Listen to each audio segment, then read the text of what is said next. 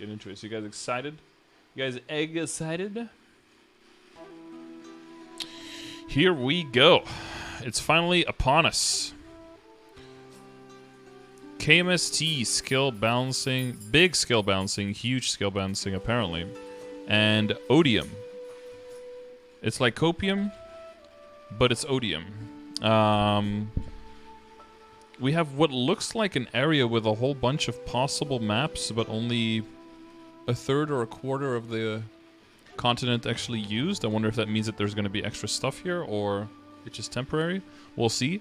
Again, disclaimer that this is Tespia, test server in Korea, so not only is it probably at least a week out until Korea gets it. Sometimes it's even 2 weeks on test note, but we'll see maybe here. But also this is part of Ignition. Is it part of Ignition actually? No, it's not part of Ignition, right? Because their winter event started earlier, just like ours should. I'm actually kind of confused if this is part of Ignition still, or if this is... Oh yeah, no, because Korea always does three patches in summer and winter, where we do 2. So I guess this is technically still part of their summer update, summer and winter update.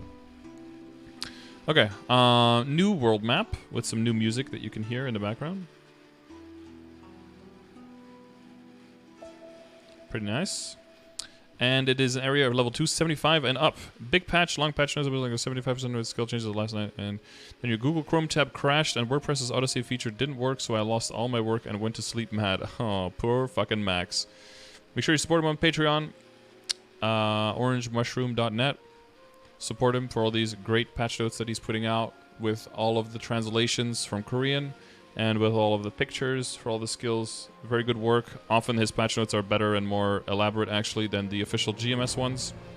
But yeah, I can imagine that he was pretty pissed.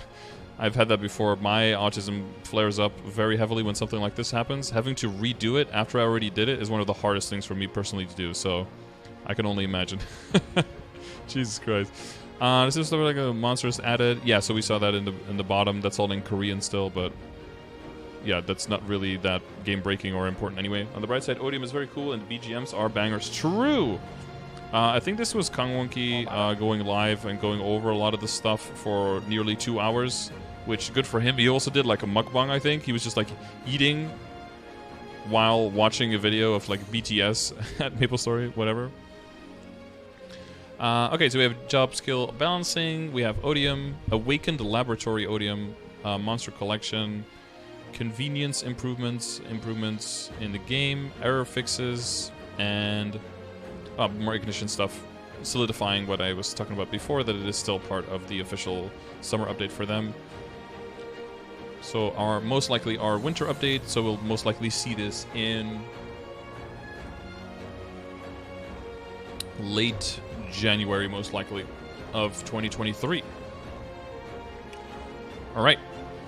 So, developer knows these job skill changes took place in 4 major areas. Skill usage cycle related changes. So, well, from what we've already seen and heard, that's probably talking about like 2-minute, 3-minute, 4-minute burst rotation, stuff like that. Common and job skill structure improvements. We'll see what that means exactly. Hunting performance improvements and numerical adjustments. Okay. MapleStory's combat is in the so-called burst meta. I mean, yeah, not recently, like the last 10 years, I would say. But various powerful battle-related elements are saved and used together in a short period of time to deal the most damage. In this meta, skill usage cycles naturally created various issues related to combat performance. I mean, they played into this a lot, right? They've redone a lot of the timers on skills and buffs to make sure that they cycle with each other, that they either, you know, they're either like 45 and 90 and 180 seconds, or they're either 1 minute and 2 minute and 4 minute, or 1 and 2 and 3, you know, something like that. And they have synced them up. It's not like, you know, this meta came out of nowhere. It's purely a consequence of what the cooldown timers are in the game, right? Some jobs with skill usage of cycles of 240 or more had relatively weaker synergies with jobs that had shorter skill usage cycles. Sure. And there were factors other than skills that also made it more advantageous to use skills in specific cycles. Sure. Even within the same job, skill usage cycles did not match without any specific reasons. which made combat complicated. Yeah, some characters, I think it was like Ho Young and stuff, had really weird timers, or still does, for a bunch of their skills that don't even in-game, yeah. About these issues, the development team was prepared to respond. Specific skill use cycles were unified to a specific cycle to solve the current issues. We are concerned that MapleStory would be stuck with having burst in a specific cycle going forward, and it would lose expandability. That's why we said, yeah, because that's kind of the thing, and we talked about that a little bit with 5th Job becoming as elaborate as it is. You almost want to get to the point where you give people so many good skills that you are expecting them not to use all of them in every single burst cycle, because if you do, you know, if you have 20 seconds of burst on on like 5 skills, you don't want to use all of them together, because by the time you pop the 5th skill, the first one is already like half done, right? And that would be very inefficient. So I don't know if they want to go through that. It would make the whole meta, or like figuring out how to burst and when to use what, a lot more complicated, but I think you would see more more diverse gameplay. But I don't know if they're going to force people to have to do that or not.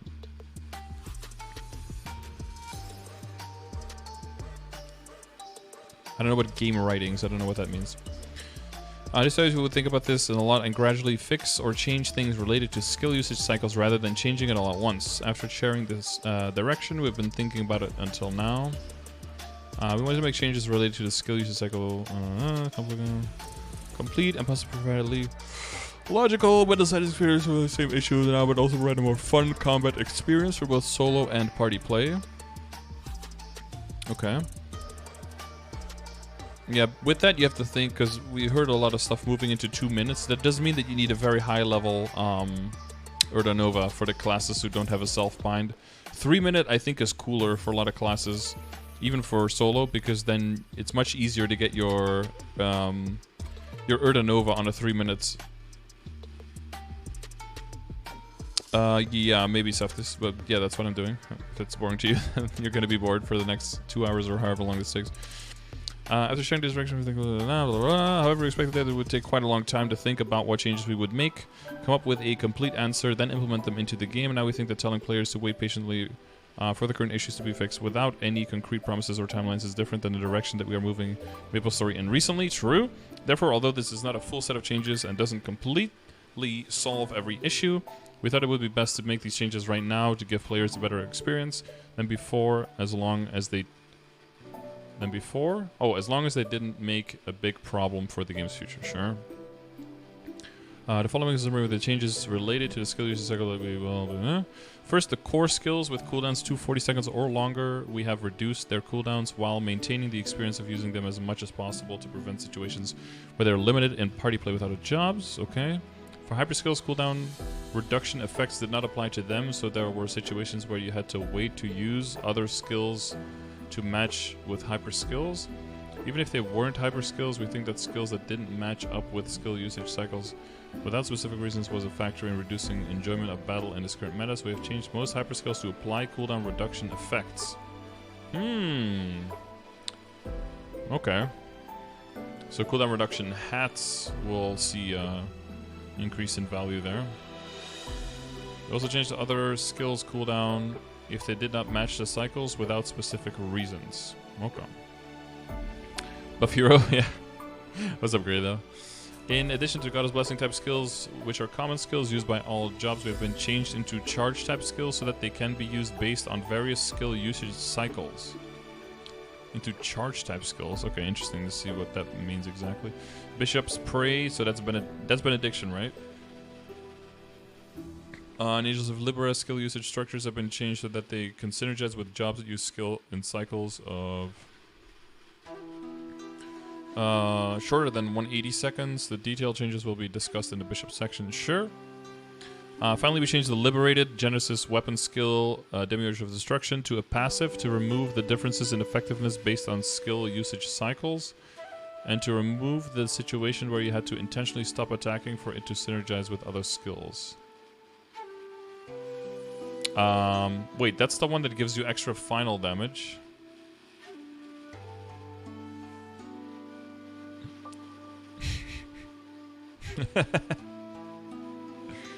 Perks are getting destroyed by, as you can see on the screen, by Zelpex. Now you know who to talk to. Now you know who to talk to for the unpad.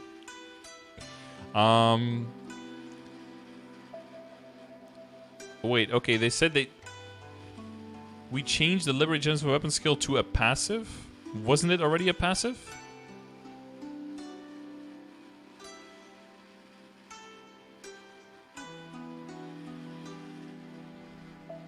I guess we'll read on the exact changes here.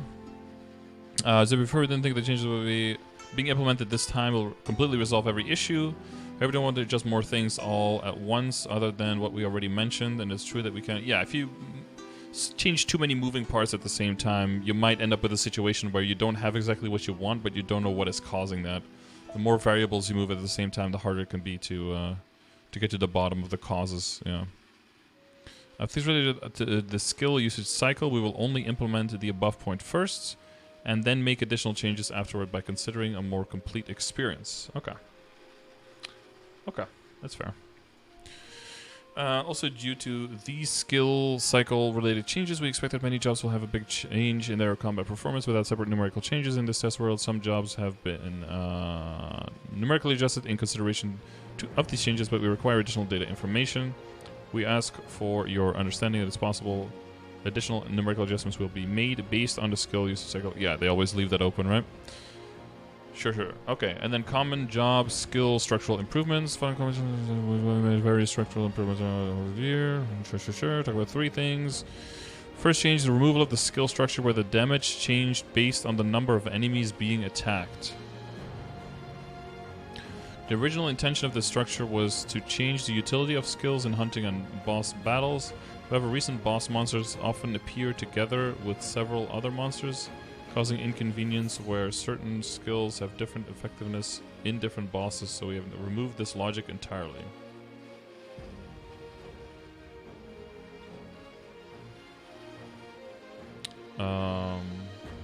Okay. Isn't that generally a nerf on bossing, though? Because don't you get, like, bonus damage if you're only attacking one? If they remove that, isn't that general like a nerf, like a big nerf for things? Second change is to the skills that the common magician skill overload mana applies to. Magician's core skill mana overload says in the description that it applies to all skills except for summons, but for some classes it was not applied to their core skills, so there was a problem of inequality. In addition, there were cases where it was hard to intuitively understand if a skill was a summon or not. True.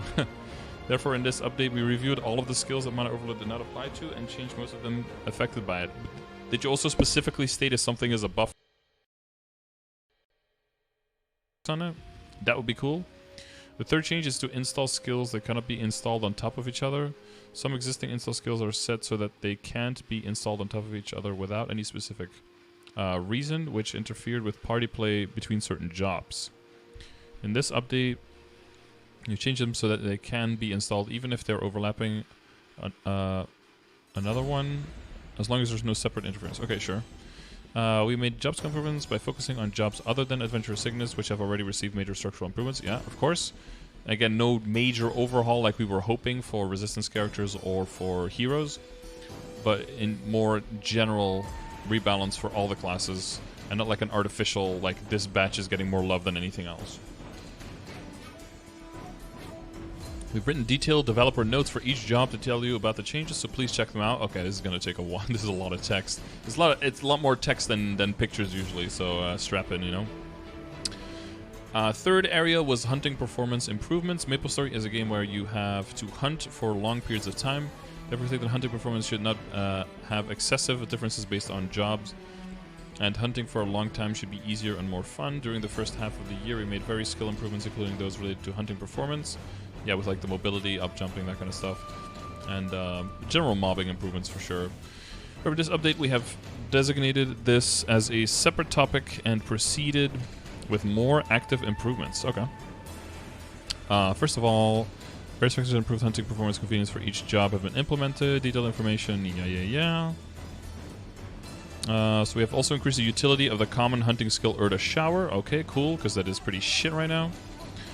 The range of the skill itself has been increased. It can now be used while in the air, and the cooldown has been decreased. In addition, a new feature where the skill can be used as an install type skill or the fountain has been added, so that it can be used as needed for different jobs hunting. Oh, everyone's getting a...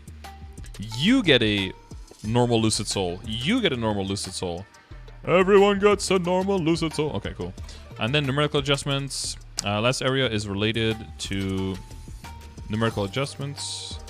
Starting with the Adventure Remaster, big scale improvements. Job improvements include balancing, reducing performance gap between jobs, which I think they've been doing a really good job at so far with Destiny, with the upcoming changes in a little bit, like a week and a half from now. And then the changes in Ignition, hopefully bringing all the classes a lot closer together. In the process of reducing these performance gaps, we said that we would avoid the experience of nerfing performance as much as possible and try to narrow the current gaps by buffing the weaker jobs. For this direction, standard equalization, more convenience, utility skills, in line with the standards, we have improved the performance through 2 remasters and various structural. However, in the process of reorganization, we mastered some jobs numerical upgrades that exceeded the development team's expectations, and we began to think about again about the goal and direction of our numerical adjustments. Yeah, because if you're saying like we're only going to match everyone to the strongest class, then every time you overtune something, that means that you have to keep overtuning everything else to match. And then if you overtune slightly further, then there's no end in sight until everyone is OP as fuck, right? So there still has to be like a certain goal of like what everyone needs to strive towards, so that sometimes a nerf can be justified in that sense, and it's not just always buff, buff, buff, buff, buff. Of course, you don't think the MapleStory will ever be completely balanced numerically, since combat-related elements are constantly added and changed through updates, and because we play in GMS and we have a completely different set of rules that we play the game by. So, but now we are clearly moving towards the goals that we set last year. We thought that setting a new standard while still not reaching our intended goal could cause unexpected changes in skill performance once again, and further adversely affect the game's growth, experience, and economy. In the end, we thought that instead of buffing everyone, it would be best to adjust the jobs that had higher increases in performance than we intended over the first half of the year, and try to more accurately predict these increases going forward. Before we talk about the skill changes for each job, we would like to apologize for not being able to fully follow the development direction we talked about before because of our inaccurate predictions of increased performance. As mentioned in the skill usage cycle changes, this update includes various structural and numerical changes, so we expect that additional buffs and nerfs will be inevitable in subsequent updates, of course. Going forward, we will try our best to minimize any changes that need to be made after an update through more accurate predictions, and we will continue to check. Sure, good stuff. Okay, Hyperspills have been improved so that they apply cooldown reduction effects, however they will not apply to the following skills. Soul Monster Double Dashes, Striker God of the Seas. So they don't want the iframes. They're not a big fan of lowering iframe cooldowns. Okay. Alright. Skills that Mana Overload applies to have been expanded. However, some of the skills that continuously consume MP per second, or those that don't deal damage, will not have it applied. Of course, the following skills have been improved. Oh, Mana Overload did not work on any of these Ice Lightning memers? Damn. Yeah, like that it randomly doesn't work on 1 or 2 or 3 skills. For jobs that don't have MP, the HP consumed has been decreased from 0.5% max HP to 0.3%, okay? Goddess Blessing. These skills have been improved so that 1 blessing is prepared every few minutes. You can prepare up to 2 blessings, and the cooldowns have been removed. Preparation time are the same as the previous cooldowns. Maplewood Goddess Blessing prepares 1 every 180 seconds, and Empress Cygnus Blessing prepares 1 every 240 seconds. Wait.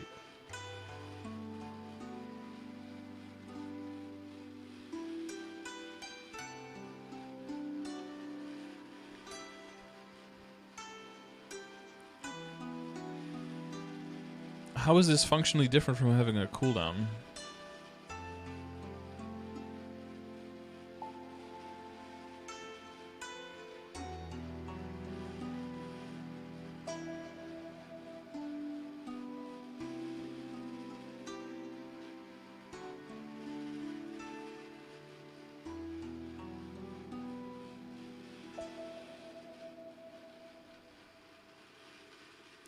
2-minute classes can use it now? Well, 2-minute classes could already use it. It says the blessing skills preparation times are the same as the previous cooldowns. So if it was 4 minutes, it's still 4 minutes, and if it was 3 minutes, it's still 3 minutes. So how is this?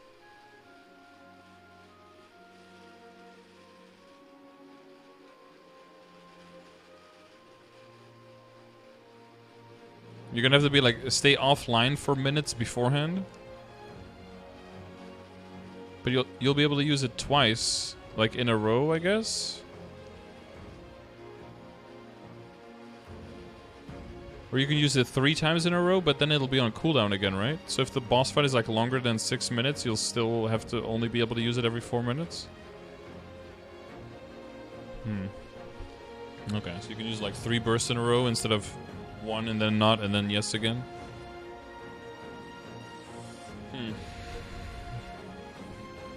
Okay, I mean, I guess that is some utility. That'd be pretty big for Arc though, I guess, because we got a lot of weapon attack out of that. Damage of Destruction, this skill has been changed into an on-off skill. When the skill is activated, the Knight of Destruction can be summoned. The skill now permanently increases final damage by 10%.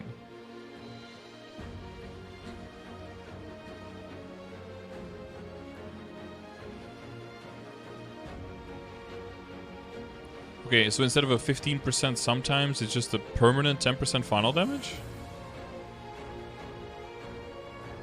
Man, half the things in this game are toggles that shouldn't be toggles. Why would you ever have this off?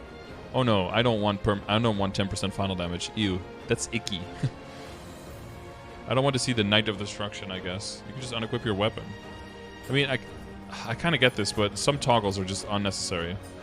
And then Aeon of Creation, the Genesis Aura's attack range has been increased by about 20%. The Genesis Aura's hit timing has been decreased by about 37%, and the effect will now match the direction the character is facing.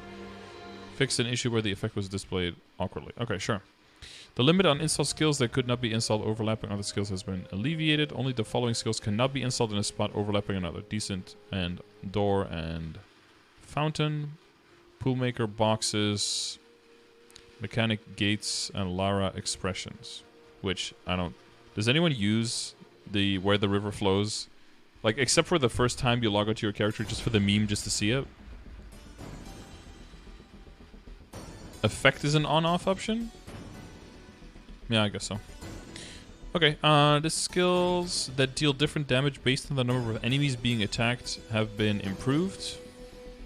Ice Lightning, Pathfinder Blast, Captain Deadeye, Song of Heaven, Beyonder, and Fenrir Crash. Oh, that's pretty important. For errands. Gate of Truth, Summon Beating. Uh-oh. The Bat. Zero Greatsword Mastery, Adele, Resonance Rush Marker, Glory Wings Javelin, that's a pretty important skill, and Bind for Hoyoung. I believe that's a bind, right? I don't have it bound anymore on my Lara. I used it one time just for shits and giggles in the beginning, and then I took it off. For descriptions, it seems like they just deal max damage no matter how many mobs. Yeah, that would have to be the fix they do to it. Otherwise, it's a big nerf on all of those skills, right?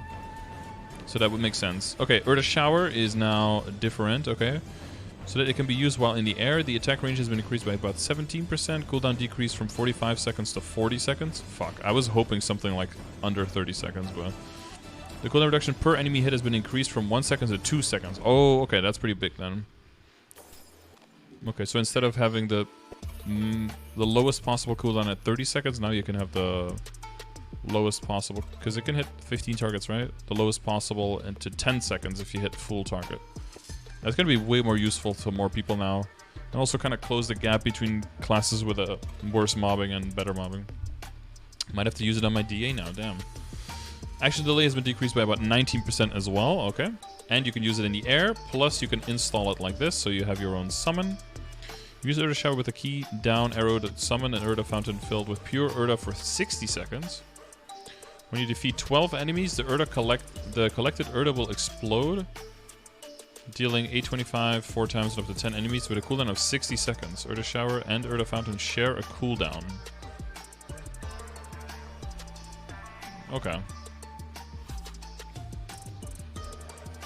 So So it'll depend on the map which one you use, whether you use shower or fountain, but that seems pretty cool. Have that extra utility in that skill that's otherwise, you know, pretty situational, I think, for most people. Alright, Hero. Some big old changes. For Hero to improve their hunting performance, we increased Enhanced Raging Blow's range and condensed the Raging Blow and Enhanced Raging Blow's number of hits to improve the issue of stuttering when defeating monsters. I don't know if we had that, but okay. In addition, since the idea of consuming combos was removed from the remaster, the justification of combo Death Fall to giving a final damage boost was low, and we moved it to Sword Illusion, so you can use Combo Death Fall's invincibility feature more freely. Combo Death Fall is the World Reaver, and since the using World Reaver now gives you gave final damage, they moved that to Sword Illusion instead, so that you can keep your World Reaver purely as an iframe and not as a necessary part of your damage, which is a really nice quality of life improvement. Because it happens too much that you're like, oh, Sword Illusion, World Reaver, and you're attacking, and then Dragon gets summoned, and then you're like, rip, there goes my bar. Next we adjusted Combo Instinct's cooldown to create better synergy with Hero's other skills, and like we said before, to make it easier to party play with other jobs, so down to a 2-minute. And finally we changed Sword of Burning Soul, so the Burning Soul Blade, to not return to the character after being placed down to increase its effectiveness hunting. So even if you move very far away from the sword, it's going to stay where it is unless you leave the map. We had the ability to return it to the character by reusing the skill to make it more effective in both hunting and bossing. What do you mean we added the ability to return it to the character by reusing the skill that already exists?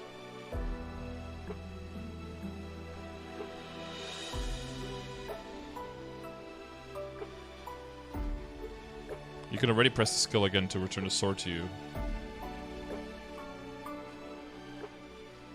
Did they not know that that was already in the game? Okay. So, what are the numbers for that? Damage increased from 200 to 320. Number of hits decreased from 7 to 4. Attack range increased by about 14%. Enhanced blow 215 to 344. Those are like kind of weird numbers, but they did that to keep the same base numbers for damage. Might look like the damage numbers are a little bit off, but that's because there's a hyper skill for an extra line, so it's not really going from 7 to 4, it's going from 8 to 5. So that's why these numbers aren't really the same metric as that. The attack range has been increased by about 5% on the enhanced one, and it fixed an issue where the effect and action were awkward. Oh no. Using a two-handed sword. Yeah, serves you right for using a two-handed sword. Cringe. Burning Soul Blade. This skill will no longer return to the character if they move more than a certain distance away. You can now reuse the skill when it is placed somewhere to return it to the character. You can already do that. I really don't know why that's here. Combo Deathfall final damage boost is removed, switched, and added to Sword Illusion instead. This skill now increases final damage equal to the boost from 6 combo counters for 8 seconds after being used. This effect applies additively with the final damage boost from combo counters. And Combo Instinct cooldown has been decreased from 240 seconds to 120. And the duration has been decreased from 30 seconds to 20. 20 seconds is great and way more confirmable than 30. And they've also decreased the damage, of course, because if you cut the cooldown in half, but then the timing only by by a third, that's going to be left with a whole lot more damage. So they decrease the individual hits, also making it less punishing if you know, get unlucky and miss one of them, of course, right? So that's overall going to make the whole character easier to play, and together with this buff and the sword buff, I hope that the mobbing for the hero is going to see quite some improvement because of that. Then Paladin. For Paladin, they improved the hunting experience. We increased Divine Charge's range and shortened Mighty Mjolnir Hammer charge time to increase their ability to dominate the map. In addition to prevent situations where Blessed Hammers were hitting things you didn't want it to, we added the ability to instantly stop the attack and decreased Holy Unity's cooldown on switching party members to increase combat convenience. Okay. Divine Charge. Enhanced Divine Charge's attack range increased by 13%. Holy Unity cooldown cut in half to switch targets. Blessed Hammers, you can reuse the skill to stop the attack.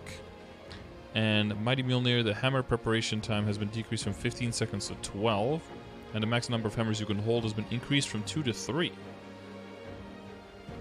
Damage has been decreased from 450 to 360. Okay, so that's like, what is it, a fifth? Shockwave's damage has been decreased from 500 to 400, and the MP consumption has been decreased from 500 to 400. So for mobbing that was already probably overpowered and just nuking them, overkilling them like crazy anyway. But getting 3 instead of 2, even for bursting on bossing is still going to be a buff, right? Because you're taking away a fifth of the damage, but you're getting 50% more hammers that you can throw, so in general that all seems... I'm sure Paladins aren't complaining about that. Seems pretty good. Then Dark Knight. For Dark Knight to improve their hunting experience, we increase Dark Impale's range. In addition, we adjusted Dark Thirst cooldown and duration so that it can be used more freely for both offense and defense in boss battles. Okay, 9% extra range on Dark Impale. And duration has been decreased from 30 seconds to 25 on Dark Thirst. And the cooldown decreased from 120 to 90 seconds. Okay. Okay. So, you know, 1/6 of the duration down, but 1/4 of the cooldown down. So uptime up quite a bit. Nice.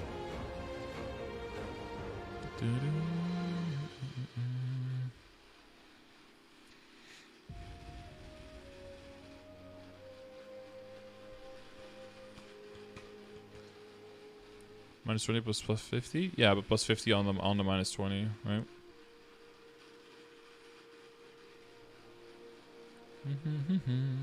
Let's go. Dukes, thank you for the 33 months, my dude. How are you doing? Glad to have you tuning in here. And then Infinity. Oh, okay. Probably the biggest mistake of the Destiny update. Infinity, too strong. And 2 of them. Too strong, too furious. Too plentiful. As a result of checking various data from Adventure Remaster until now, we confirmed that the overall combat performance of the Adventure Magicians were excessively improved due to their various skill changes. In particular, the skill usage experience was greatly improved with the changes to Unstable Memory, but since this increased the uptime of Infinity, it caused unintentional excessive performance. Therefore, we have added an upper limit on the final damage boost effect from Infinity, so that we can adjust the skill's performance while maintaining the improved usage period. Okay. The final damage boost can now only go up to 115%. I don't know if anyone did the maths on that, on what percentage that is. I believe the Mage Discord had some maths on that. On like what the optimal amount of buff duration is that you wanted to get.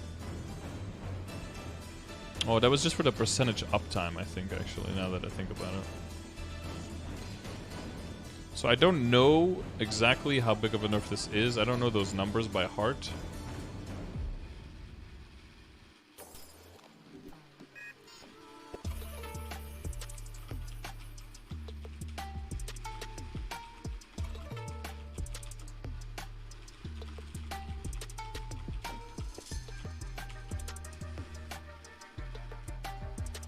Did Nightlord get nerfed?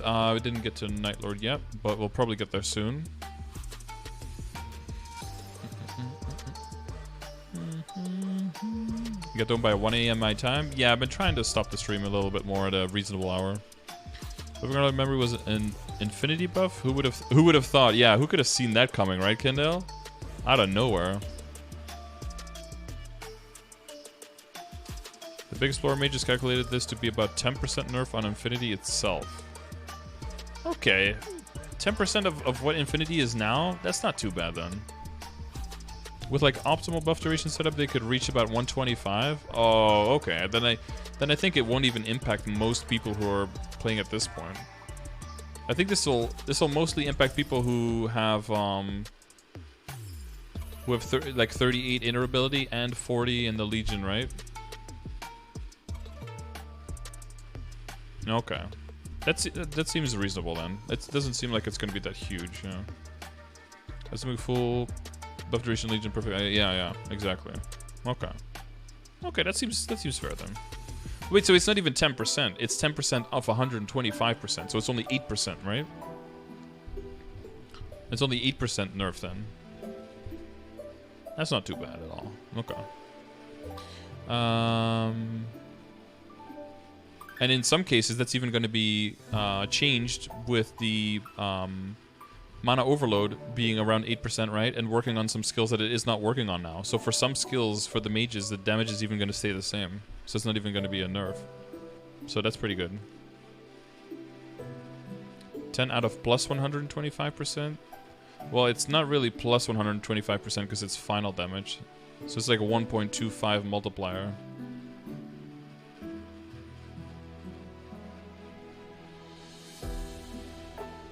And they have other sources of final damage too. Yeah, okay. I can't do the numbers exactly. Whatever. It's so it might be even less. Yeah, maybe.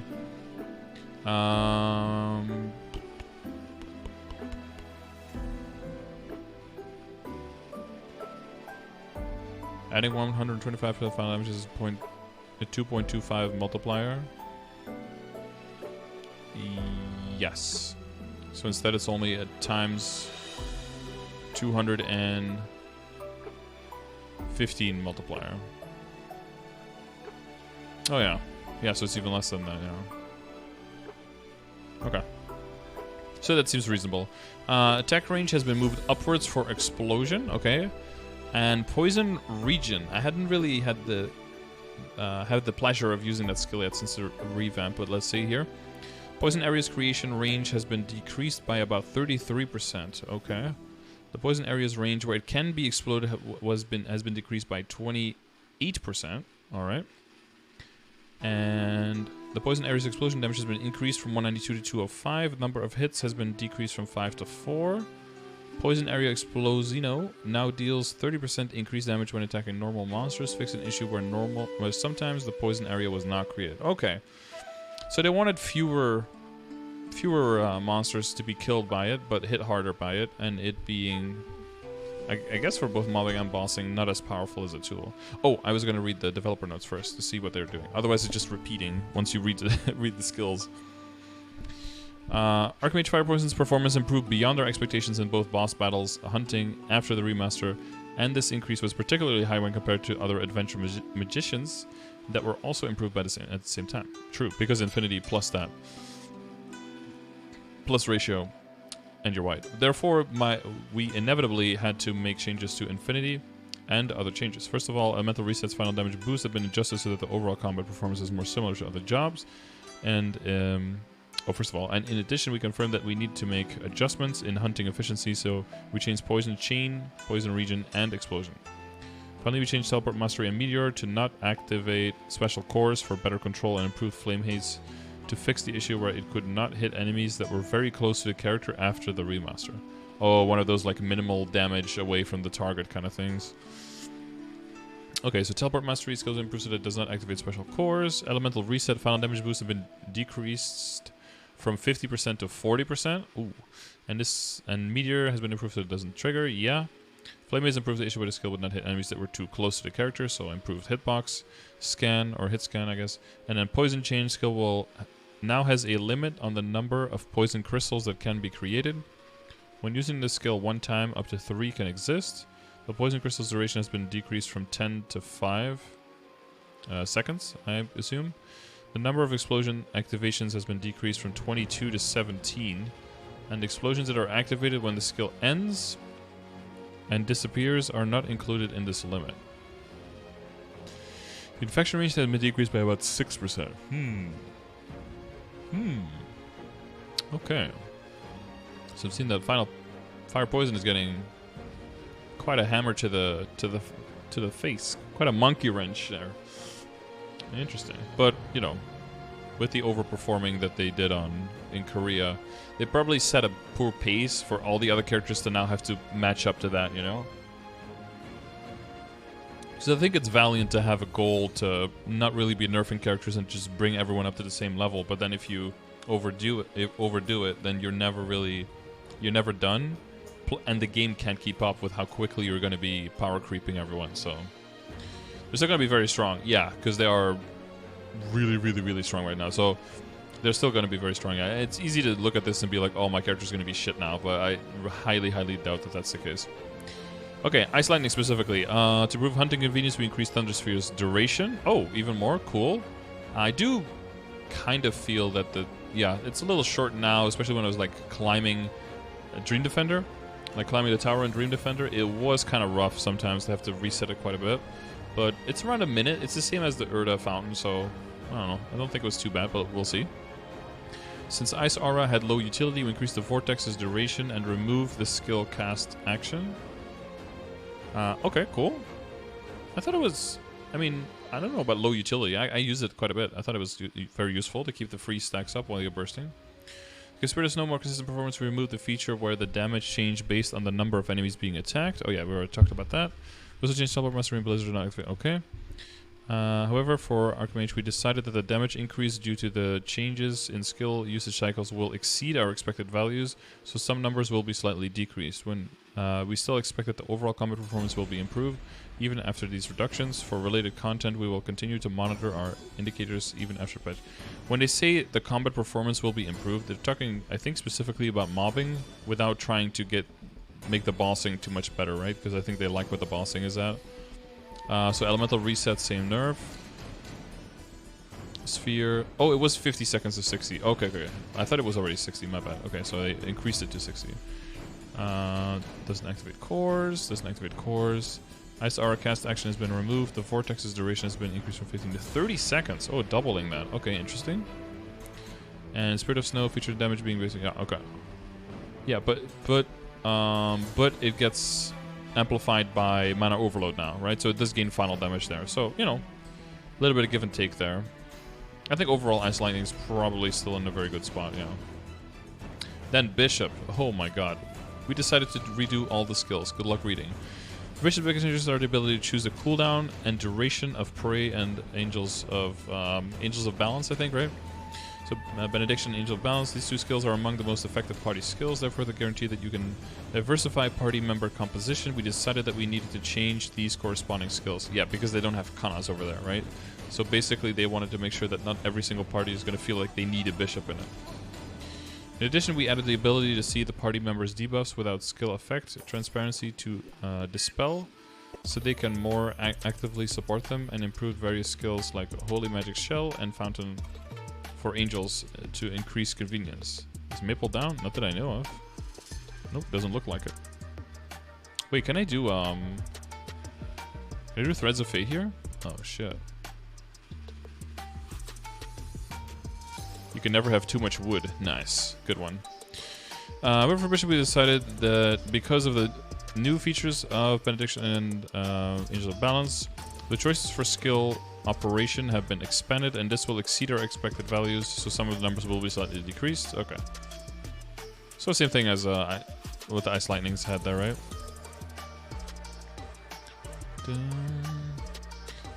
Icons have been changed. Oh my god, that is colorful. I know I was looking for more color in the Destiny update, and that all of the skills kind of look too similar. These are all of the colors though, multiple times. Jesus. I'm not sure. Is it? What do you guys think? Do you guys think this is overboard, or is this just the right amount of rainbow vomit? The skills have been improved so that they're going to be cancelled by right-clicking the skill. Damage has been increased from 160 to 180. More colors is better because more is better. You want more colors? Take this. Have all the colors. They want us to see God. That's maybe true. Yeah. This is maybe what God looks like. You know, you have like a psychedelic experience. PC game, so it has to be full RGB. Fix an issue where if unstable memory activated Divine Protection and the shield was consumed, Divine Protection's cooldown would be applied. Ooh, yikes. This probably took him a while to find out, because you would have to have someone accidentally use this instead of Infinity. Crazy. Crazy. This probably going to choose to apply the skill effect transparency to party members' debuffs or not. You can turn this feature on and off by right-clicking the skill. Oh. Oh. Try and feather the feather. Recreation cooldown has been increased from 2 seconds to 4 seconds. Okay. Holy Magic Shell improves so that it recovers maximum HP instead of base HP. The HP recovery has been decreased from 100% to 50%.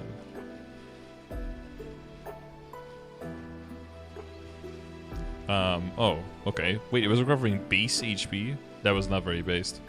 Teleport Mastery doesn't activate together with Genesis, I guess? Oh, Genesis can still trigger it, I guess. Rip. Damage decreased on Angel Ray from 225 to 205. Woo! Where did that come from? Ouch.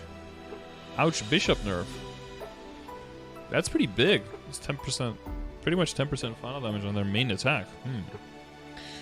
Holy water. If a platform with holy water is on it disappears, the holy water will now also be removed. If holy water is removed with the duration remaining, you will acquire 50% of that holy water. Huh. Benediction, you can now use the skill again within 5 seconds to decrease the skill's duration by 14 seconds and the cooldown by 60 seconds. Ooh. Is Master Hero coming back to Bishop now? So if you have a full 2-minute party, now you can just use it every 2 minutes. On a 2-minute rotation, whereas Kanas will be stuck on a 3-minute duration with their domain. I like that. I like that, guys. That is pretty cute.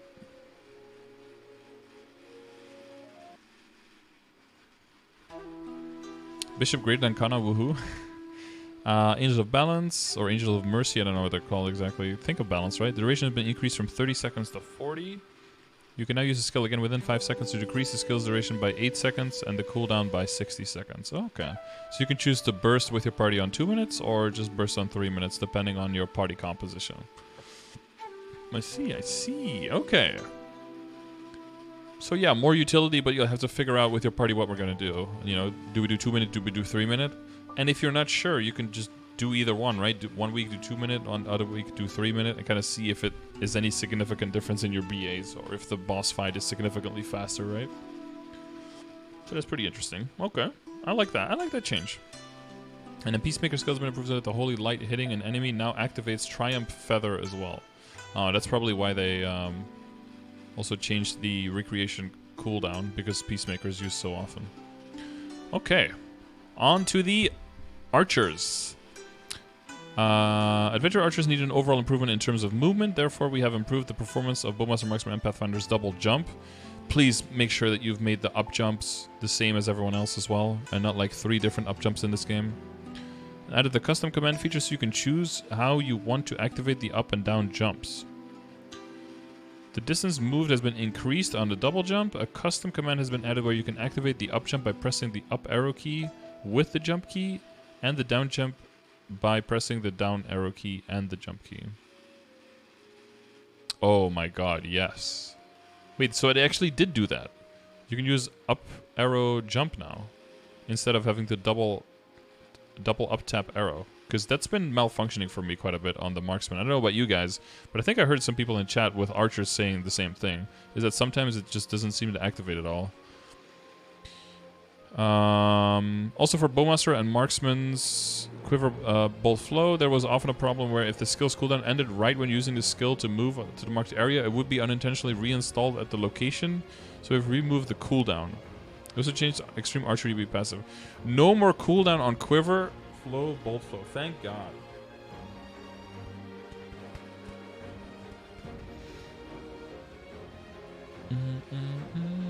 Are BM back in the games though? Yeah, I think BM is strong now.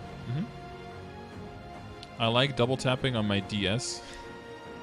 Yeah, I still have to do it on my DA as well. So, but on my Marksman, it just goes wrong more. Like I'll tap it perfectly. I'll just do the normal timing, but the character just won't up jump. It'll just fall down. You know.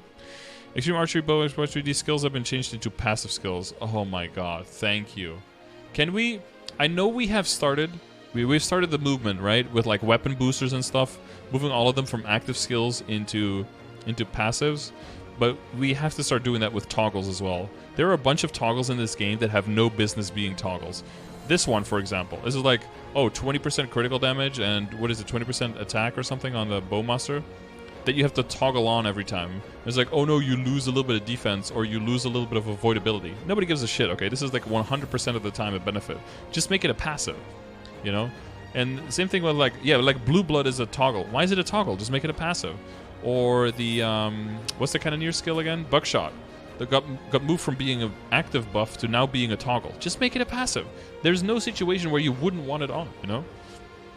But now you're just putting it it's just enough work that you can forget it.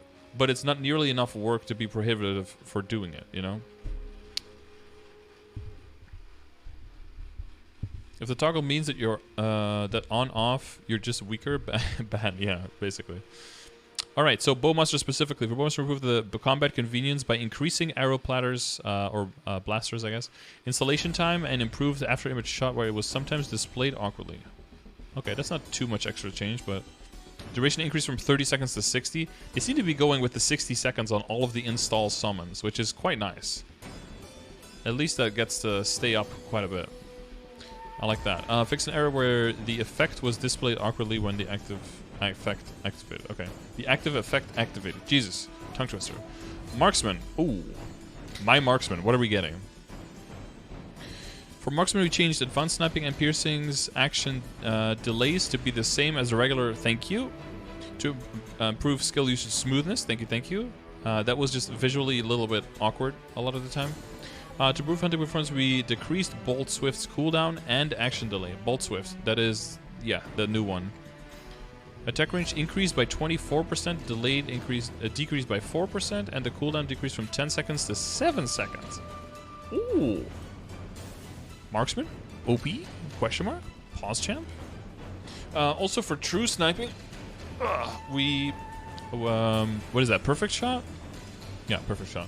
We greatly reduced the cooldown and duration, so allow for more... Oh, thank God, they finally did it. Oh, I've been asking for this for like 3 years since the skill came out. Oh. Nobody wants a 3-minute cooldown iframe that lasts 14 seconds, okay? Give us one with like a 60-second cooldown that lasts like 6 seconds, you know, or 5 seconds. That's what we want. Although it's very useful in hard will to switch your gear, but we don't need it anymore once the changes, hopefully on August 31st, go through with the boxes at the end of the boss fight. So, you know, that means that our our iframe can be readjusted.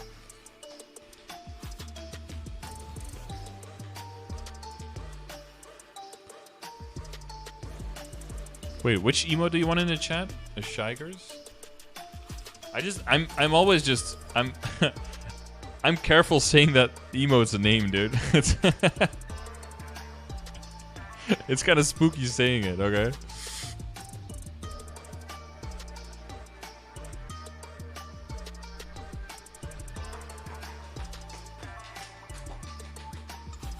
Shy Guys? Yeah, something like that. The number of times you need to fire arrows has also been adjusted from 7 to 1 based on the shortened duration. Wait, the number of times you need to fire arrows has also been adjusted from 7 to 1 based on the shortened duration. Okay, so I can't just spam the button and or press the button and then start spamming it and shit, because then I'll immediately go out of my iframe. In addition to adjusting True Sniping's cooldown, we also adjusted Bullseye's cooldown and duration so that both skills can have better synergy with Marksman's other skills. Ah, cool. Yeah, that is true. Bullseye shot is a little bit awkward, a little bit off. Lastly, we added defense ignore to split arrow to match the other core skills. I mean, Marksman's ID is already pretty nice. An extra 25% on split arrow? Okay, I'll take that, dude. Alright, so what are the exact numbers here, at least in the test server? The announced piercing action delay has been decreased by about 7%. And then, yeah, so... a quarter almost more range. 4% decrease on the action delay. I don't know if that's enough to really notice, but it's a little bit, you know. And cooldown decreased from 10 to 7 seconds. That's pretty big. It also meant that if you, for some reason, went for a cooldown hat on this thing, that's got to be not as efficient. Advanced... enhanced arrow, the 7 seconds again for the delay reduction. Painkiller skill description has been changed to be more accurate. Bullseye cooldown has been decreased from 90 seconds to 60 seconds. Yes. And the duration has been decreased from 30 to 20. I am totally okay with that. That is good shit. Although now I use Bullseye together with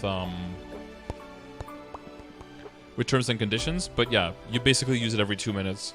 So now you can just use it twice in that time, which is nice. Nice! And then true sniping cooldown has been decreased from 180 seconds to 60. Oh my god, they did it. Yes, to 60. Maximum number of arrows fired has been changed from 7 at level 25 to firing 4 at once at all levels. Okay. Wait, I don't even have that skill maxed. Do I even have it at 25? I don't even think so. Okay. The maximum aiming time has been decreased from 12 seconds to 2 seconds. The invincibility duration after skill ends has been decreased from 2 seconds to 1 second.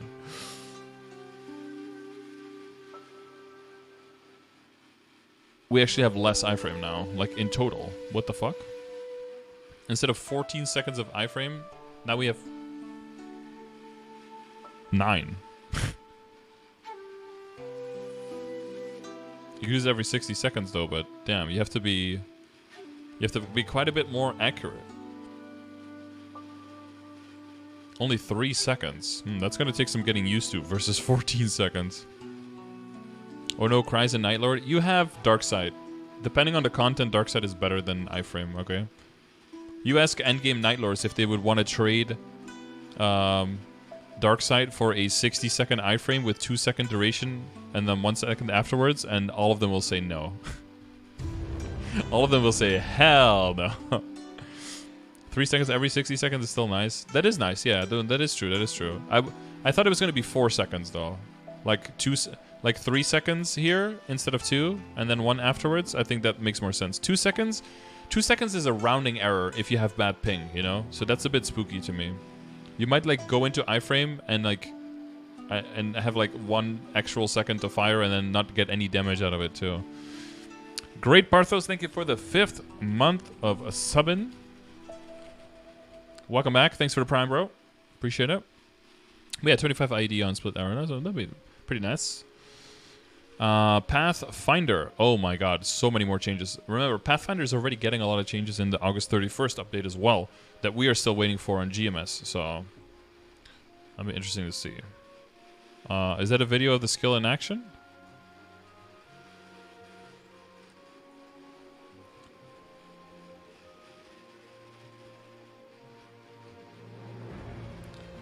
Wait, does it automatically fire?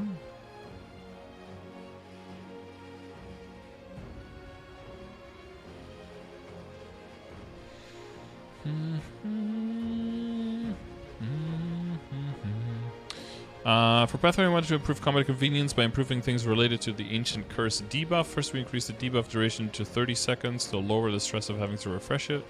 And we changed additional transitions so that Cardinal Force and Enchant Force skills with the Blast Deluge emblem have a chance to inflict enemies with a debuff regardless of the current emblem to make it easier to refresh.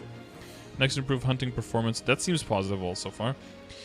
Next, to improve the hunting performance, we added normal monster damage to additional discharge blast. Reduced the relic gauge consumption of combo assault and increased the number of monsters hit by Cardinal Blast. Okay, that seems like a buff so far as well. Also, we adjusted triple impact's arrow angles to be narrower to make it easier to hit all 3 of them on bossing, and then harder to hit on mobbing, but I guess you don't really use it too much on mobbing. We adjusted Kernel Transition's action delay to let you use this skill more flexibly in situations where you need to avoid something. Finally, Relic Unbound's attack range has been improved so that you can hit monsters that are very close to the character more easily. However, for Pathfinder, we decided that the damage increase due to the changes in skill usage cycles will exceed our expected values, sorry. So some numbers will be slightly decreased. These reductions were mainly achieved through triple impact to make it possible to use it in a bigger variety of ways. Before, you had to use triple impact off cooldown for optimal performance, but now we expect that it can be used freely for either performance or utility depending on the situation. But we still expect that the overall combat performance will be improved even after these reductions. For related content, we'll continue to monitor. Yeah, sure. Okay. So, Cardinal Deluge. Fix the issue where areas would target the boss monster with the highest maximum HP in range, even when there were multiple monsters within range. 1 arrow will be... Yeah, so this is like to kill the golems in front of you, right? 1 arrow will be created for the boss monster with the highest maximum HP within range, and the arrows created for other monsters will target those monsters. When there is a boss monster within range, the additional created arrows will prioritize targeting the boss monster. Sure. Number of enemies hit has been increased from 4 to 5 on blasts. The feature of the damage being based on the number of enemies being attacked has been removed. Damage has been increased from 300 to 420, and number of enemies hit has been increased from 5 to 6. Triple impact skill has been improved so that the explosive arrow's firing angle is more narrow, and the damage has been decreased from 400% to 265. Ooh. So I guess if you were already properly hitting triple impact, then that's pretty yikes. Current transition movement delay has been decreased by about 7%, and the bow attack after moving's action delay has been decreased by about 19%. Okay, because that is quite laggy. That's good. Curse transition, ancient curse debuff duration has been increased to 30. Fixed an issue where the ancient curse debuff effect was displayed awkwardly. Okay, is it in this part? Combo assault relegate consumption from 150 to 100. Additional transition, regardless of your emblem will have a 40% chance to apply the ancient curse debuff when it hits enemies. Triple impact damage boost, and the triple impact damage boost has been removed from ancient archery as well. Ooh. The blast enhancement's explosion range has been increased by 10%. The discharge enhancement attack range has been increased by about 42%. Okay. All right. So what is this one here? Kernel Blades. Damage has been increased from 400 to 540. Kernel Blast feature of the damage being based on the number of enemies being attacked has been removed. Additional Blast now deals 100% increased damage when attacking normal monsters. Kernel Discharge damage has been decreased from 300 to 70. Additional Discharge now deals 100% increased damage when attacking normal monsters. The skill description has been changed to be more accurate. What I get from it is that they want PF to be more linear, and by that I mean hold down a macro. It is a buff to players who only did that in the first place, and a nerf to everyone else, as you're supposed to weave your skills anyway, and it removes a big part of it. Maybe I'm wrong, but that's how it looks at a glance. Okay, so they haven't really done a deep dive either.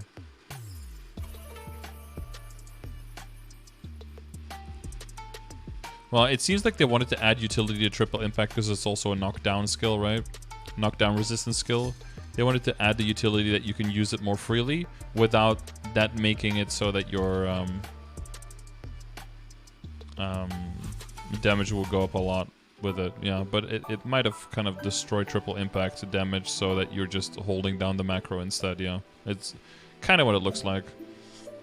They didn't want to punish the people who just hold down the macro, but in the process, therefore, kind of punish the people who use all the attack weaving.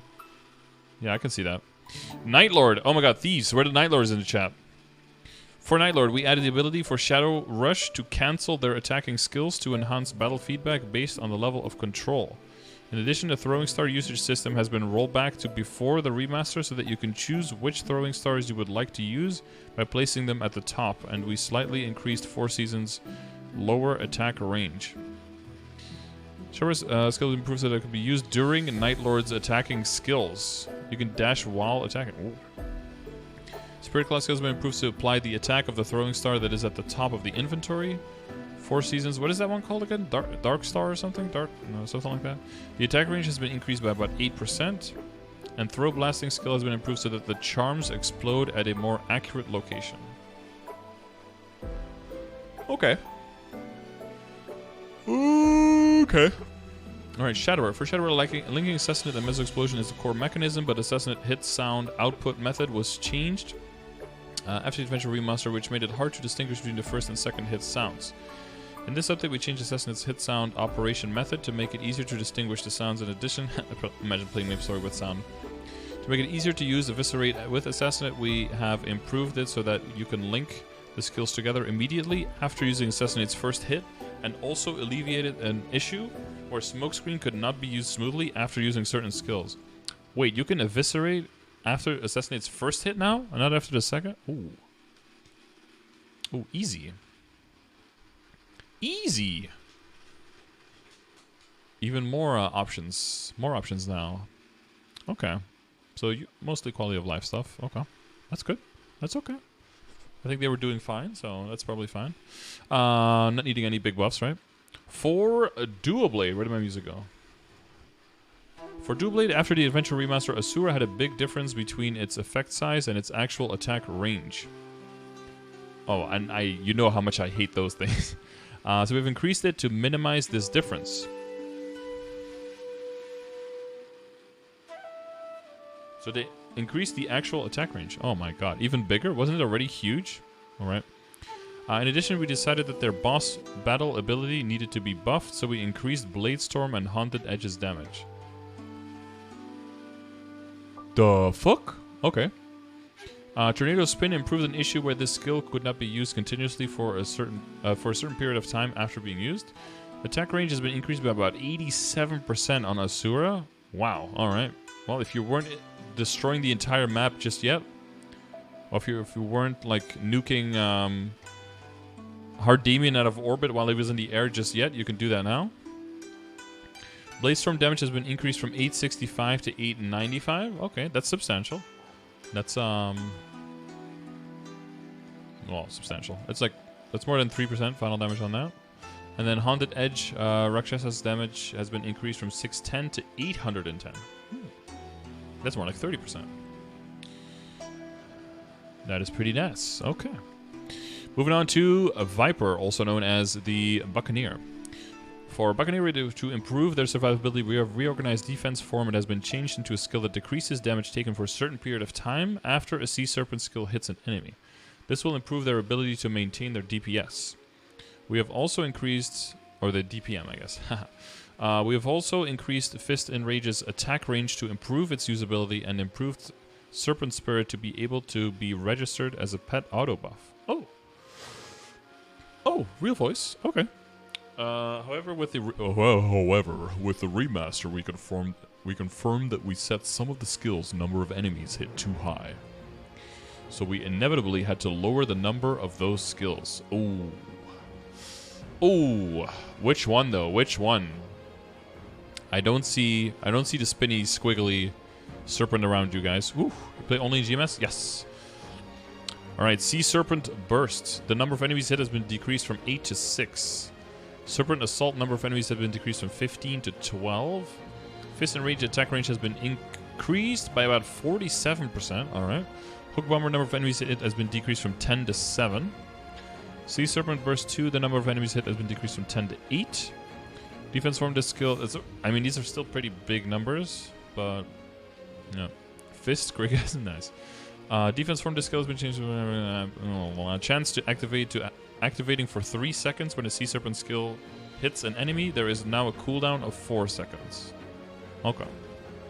And then Serpent Spirit, the skill can now be registered as a pet auto buff.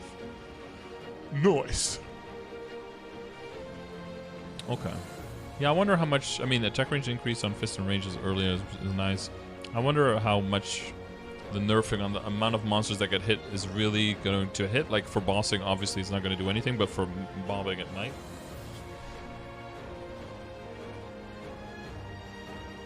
Especially because the effects of, like, you know, hitting fewer targets than the ability to blah blah blah thing was removed, right?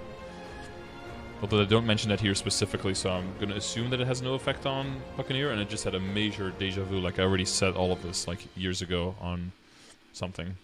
Okay. Captain, also known as Corsair. There we go.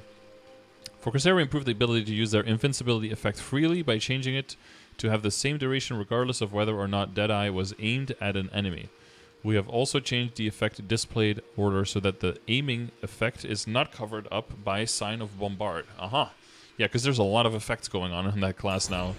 You guys may see that in a few months, but I did the Project CRA again on the Cannoneer after the Destiny rework. It was way too strong, obviously. So in order to compensate for that, I tried to play it on max skill visibility, and oh my god, was that difficult. I basically lost 3 lives instantly on C-Val because I could not see what was going on. And had to be really careful on my last 2 lives. I think I died one more time. I think I ended up with 1 life there to make sure that I didn't just die. Because, for example, you have a yellow floating ship that is the exact same size and color as the yellow tails that come up from the bottom of the ground in C-Val, and it is very hard to dodge those.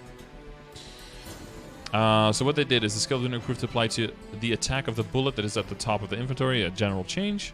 Action delay of continual aiming decreased by about 10%, and Deadeye skill has been improved so that the invisibility duration is fixed. The feature of the damage being based on the number of enemies being attacked has been removed, and the damage has been increased from 710 to 927%. Uh-huh. So ETA for the videos. Must have said he was going to try to do one every week, but it's already been a month since that last video and he hasn't put one up, so I'm imagining he's pretty busy. There was some like crazy shit going on in his work as well, so. No changes for Buck? Yeah, changes for Buck. We just went over them. Cannoneer. Let's see, developer notes for Cannoneer. We improved the pool maker's stability, narrowing the bombardment interval and changing it so that it doesn't fire if there are no enemies to attack. Thank you. Which makes it a skill that matches the recent battle meta of moving around quickly on a wide map. We have also added the ability to create 2 supply boxes together with the 1st and 20th bombardment with this change. Okay. Not super necessary, but I guess you can have a buff for yourself and for someone else in the party. In addition, we added a feature to Monkey Furious, which reduces the cooldown time when it doesn't hit an enemy to slightly alleviate the penalty when it misses. We improved the counterattack shooter's usability to prevent it from making the character enter in combat state, when it activates. Finally, we adjusted the special Monkey Escort's cooldown and duration to create synergy with the cannon shooter's other skills. Huh. So Monkey Furious, that's Monkey Fury, right? That's the debuff. This skill's been improved so that if it doesn't hit any enemies, the cooldown has been decreased. Oh, that is really nice. Because sometimes you shoot it at the boss to debuff him and he just teleports out of it, and then you just have to wait forever until you can reapply it. And I believe it increases the damage to the target by 40 seconds. Sorry, by 40%. It's in the title. Why schmuck? It's exclamation mark KMS. Counterattack shooter skill has been improved so that the character does not enter in combat state if the counterattack is activated. Okay. And then Monkey Business. Cooldown has been decreased from 120 seconds to 90 seconds. Oh, that is nice. So that it synergizes with Poolmaker now. Because it's a bit annoying now that it's on a different cooldown. I found that specifically annoying with the rotation for... What's it called? For Slime. On the 3-minute. I guess now it syncs better with the 3-minute. Because of the 90 seconds. Duration decreased from 42 seconds to 34. That is fine. Is it about a third? Wait, a third of the... Oh no, a quarter of the time down. Yeah, so a quarter of the time would be 10 seconds. So 32. Yeah, it's a slight... Yeah, it's a... I think more utility and uptime. Thank you. No problem, Whites. Pool Maker skill has been improved so that if there are no enemies attackable within the range of bombardment will not fall. That's really cool because a lot of the pools will just kind of just like fall on the ground and do absolutely nothing. That'll help that damage do quite a bit more damage. That damage go up, or that skill do more damage. That's what I was trying to say. Skill has been improved so that 2 supply boxes were created on the first and last, and the maximum interval between bombardment activations has been decreased by about 21%. The maximum interval between bombardment activations has been decreased by about 21%.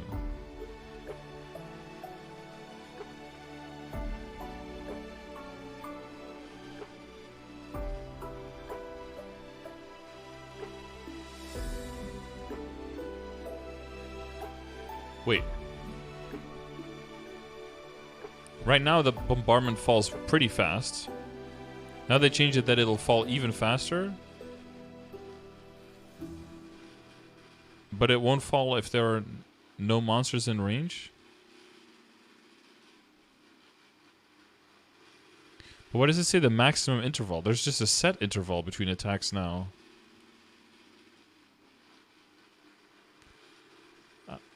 I don't get why both that first thing happened and the last thing happened. Hang on. The maximum interval between bombardment activations has been decreased. I guess because it's just kind of random just to make it more reliable, I guess? Because it's kind of random how long the time is in between now. Okay. I guess. Okay. So solid stuff for Cannoneer. Nothing major, but solid stuff. Soul Master off to the Cygnus Knights. Oh my god, we're already here, guys. Look at that. We're only like 3 hours in and we're already... Right, I can get my Threads of Fate. Make sure you set your Threads of Fate as well, okay, if you're watching the video. Don't forget to get your chopped wood and your herbs collected, okay? Maybe word translation error on the maximum interval? Maybe. So for Soul Master, inconvenience problem after the Cygnus remaster in hunting, where alternating their main skills, Solar Slash and Lunar Divide, had different ranges. This update, starting at the 4th job advancement, we have increased Solar Slash's attack range so that both skills have the same. In addition to improved combat convenience, we removed Soul Eclipse, putting the character into in-combat state during the continuous attack, and made buff freezers applied to Soul Eclipse.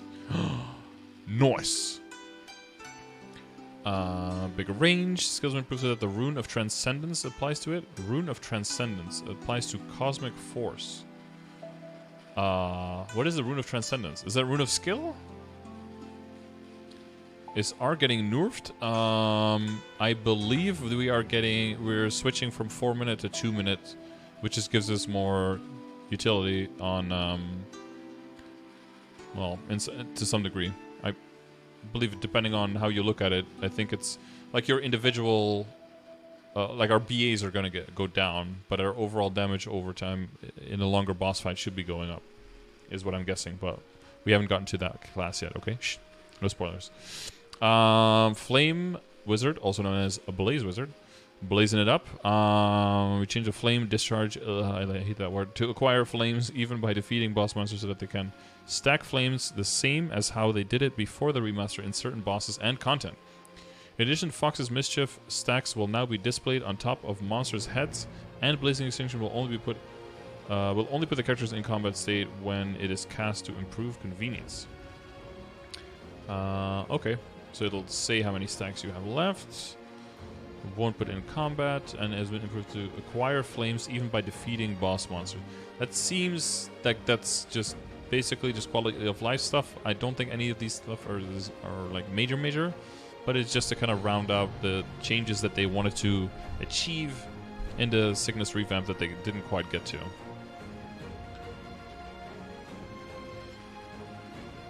Windbreaker. Fairy Turn, another new skill effect. Okay, I like it better. Hopefully the icon changes as well with the skill effect and doesn't change city's color. I always lull when I see Windbreaker. Yeah. I mean, I guess Windbreaker is a piece of clothing, right? A windbreaker? Or do you guys not use that term? Well, somebody who breaks wind is definitely someone who does something else. For Windbreaker, we improved the feeling of using their main mobbing skill. We adjusted Fairy Turn's hit timing and its skill effect to match. In addition, we removed Song of Heaven's feature of the damage being based on the number of enemies being attacked, and adjusted its badge damage to provide more consistent performance in various battle situations. It's badge damage? Did he mean bad, or...?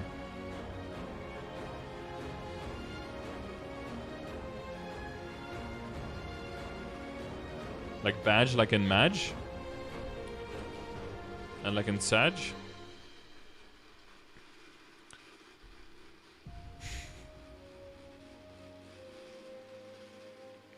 To write more consistent performance in various battle situations. Okay, so new effect, and then Trifling Whim fixed an issue where when they disappeared was not affected by the skill effect transparency. Pinpoint Peter fixed an issue where the arrow creation location was different based on the direction it was used in.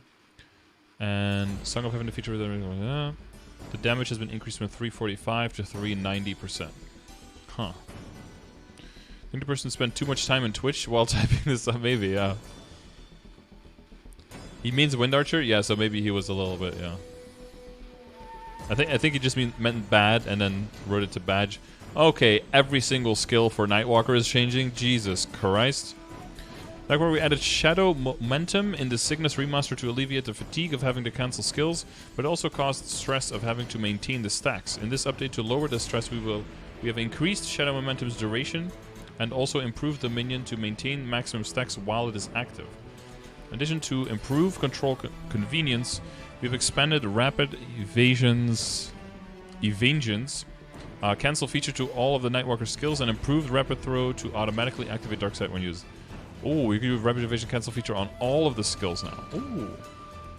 Finally, we redistributed the damage of the throw skills so that each attack has equal damage when hunting, and improved Shadow Ravenous Bats to attack monsters faster and alleviate damage loss. Huh. Okay. Bats, the time it takes for bats to attack after being summoned has been decreased by 28%. You can use rapid evasion now on all of your skills except common skills. Okay. Damage decreased on triple throw from 240 to 210, and final attacks damage has been increased from 350 to 420. Ha, 420! Shadow Servant fixed the issue where the Shadow Servant appeared awkwardly to other characters when sitting in a chair. That is unplayable. Quadruple throw damage has been decreased from 300 to 220, and the final attacks damage has been increased from 400 to 660%.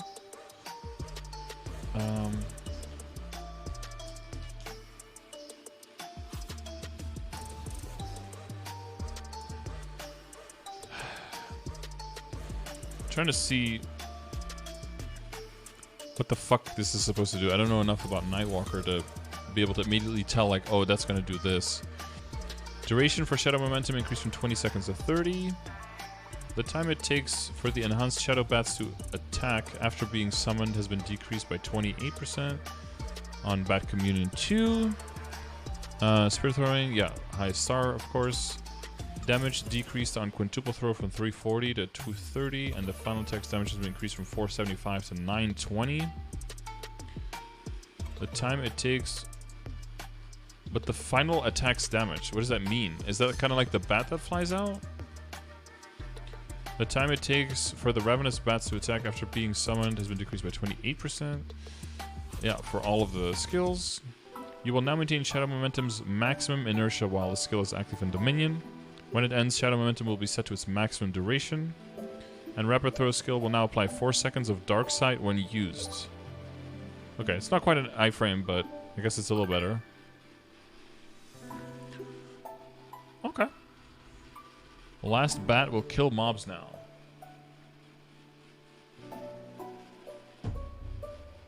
Okay. Okay. Striker, or Thunderbreaker as we call it.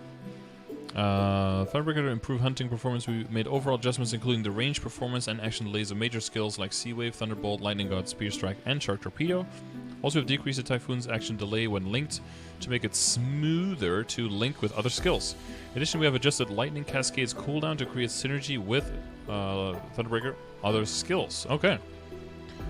Skills been improved to display the number of lightning buff stacks on the quick slot. Nice. It's a small thing, but it's nice.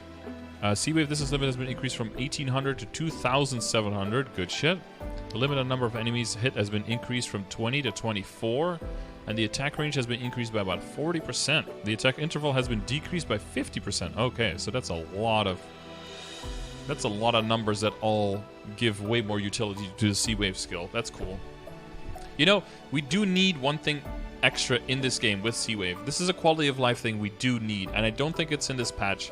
And I want Korea to implement it as soon as possible. I want there to be a toggle on the minimap that will allow you to turn on visibility of monsters in the map or off, so you can see the dots like in Monster Park. We need it in MapleStory, but we need it in regular mobbing as well, because more and more characters are getting skills where things just kind of like fly around, or where you have summons that you put on a part of the map, and you don't really have 100% visual on whether the monsters are getting killed or not. And if you are... or also, if someone else is killing your monsters or not. Because if you don't put a skill somewhere, and the monsters are dying, then you know that someone else is guessing you. But I think in general, it would give cool extra utility. Noka's bots? What is that supposed to mean? And like, I don't quite follow on that. But I think that would be cool, specifically if you are just, you know, not sure if your map rotation is perfect or not not sure if a bunch of monsters are making it through the monster resummon, the monster respawn. This way you can kind of check on how much of an efficiency of map clear you're doing.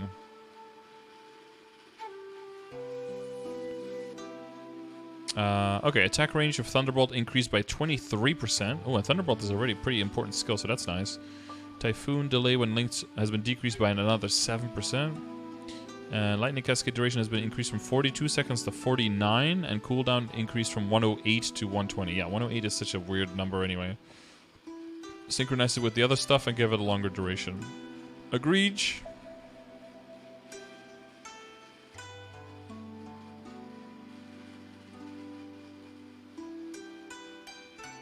It will definitely be affected. You want people to look at the screen and not play on little piece of map.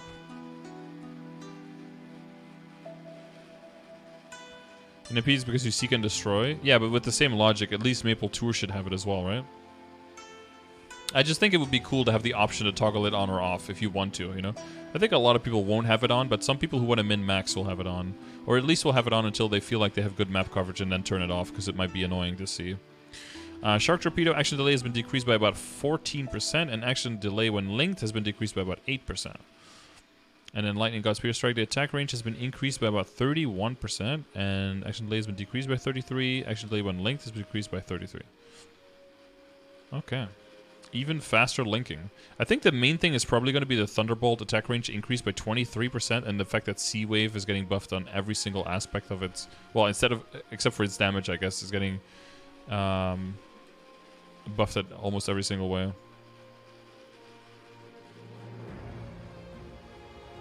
About what, Fried?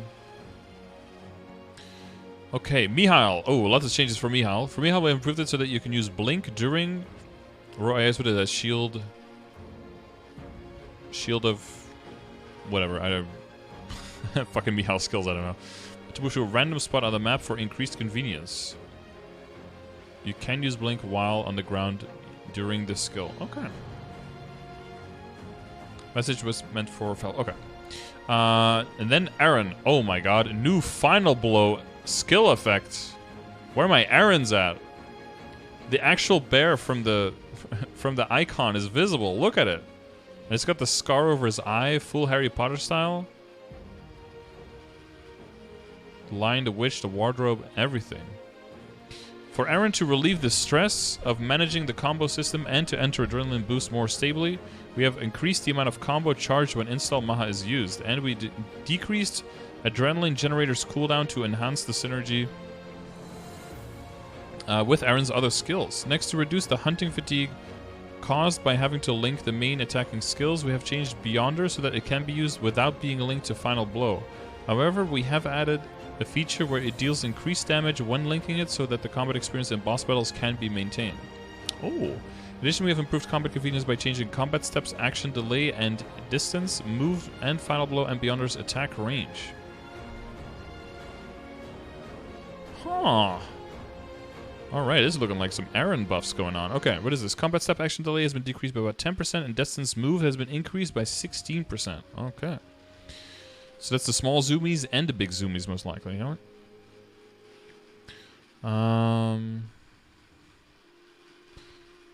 Final Blow skill effect was changed. The attack range has been increased by about 63%. It's already pretty big. Damn. Okay. Beyond skill has been improved so that it can be used separately without having to be linked to Final Blow. The skill will now deal 20% points increased damage when linked to Final Blow, and the attack range has been increased by about 10%. The feature of the damage being based on the number of enemies attacked has been removed. The first hit's damage has been increased from 85 to 95, second to 300 to 311, and third hit, yeah, just trying to maintain damage on bossing, I'm guessing. Skill now deals 8% increased damage when attacking normal monsters.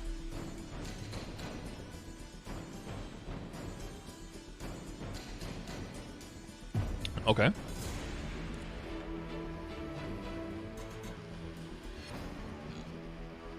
Okay. 20% point increased damage when linked to Final Blow. Okay. That's pretty nice for Aaron. Adrenaline Generator cooldown has been decreased from 240 seconds to 180.